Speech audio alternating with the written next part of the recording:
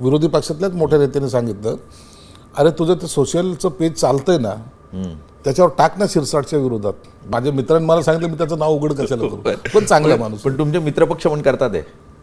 करतात ना, करतात ना. तुम्हाला मीडिया मॅनेजमेंटमध्ये कमी पडतं असं म्हणायचं. मीडिया मॅनेजमेंट आम्ही कधी केलीच नाही हो. बरं. काही मी तुम्हाला एक उदाहरण म्हणून सांगतो की आमचा एक मित्राने, तो विरोधी पक्षात आहे, मागे एक बातमी माझ्यावर चालली होती, तर त्याला त्याच्या मित्राने सांगितलं, विरोधी पक्षातल्याच मोठ्या नेत्याने सांगितलं, अरे तुझं ते सोशलचं पेज चालतंय ना, त्याच्यावर टाक ना शिरसाटच्या विरोधात. बरं. म्हणलं असं काय असतं टाक म्हणजे?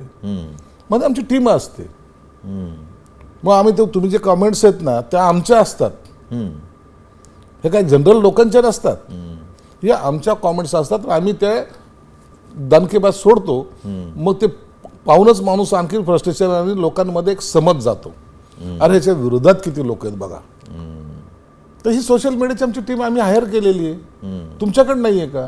म्हणलं तर आणखी एवढा मोठा माणूस मी झालेलो नाही आहे.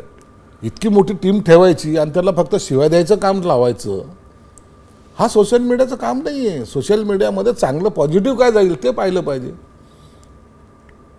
तुम्ही कोणतीही मुलाखत द्या, काही करा, तुम्ही बघा त्याच्या खाली तुमचे दिसत राहतील, कॉमेंट्समध्ये पहा तुम्ही, ते ठरलेल्या लोकांचं पेज सुरू होऊन जातं, नावं तीच. कोण करतं हे सगळं? आहेत आता माझ्या मित्रांनी मला सांगितलं, मी त्याचं नाव उघड कशाला करू, पण चांगला माणूस. पण तुमचे मित्रपक्ष पण करतात आहे. करतात ना, करतात ना.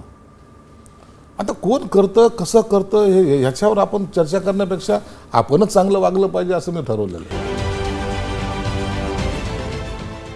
देश विदेशातील प्रत्येक घडामोडींचे लाईव्ह अपडेट मिळवण्यासाठी आता साम टीव्हीच्या सर्व सोशल मीडिया प्लॅटफॉर्मला लाईक, फॉलो आणि सबस्क्राईब करा.